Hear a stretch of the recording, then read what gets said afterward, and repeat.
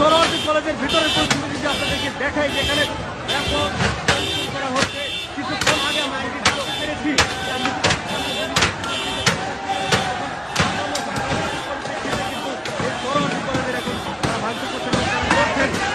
আসলে কি কারণে সোহরাওয়ার্দী কলেজে ভাঙচুর করা হচ্ছে?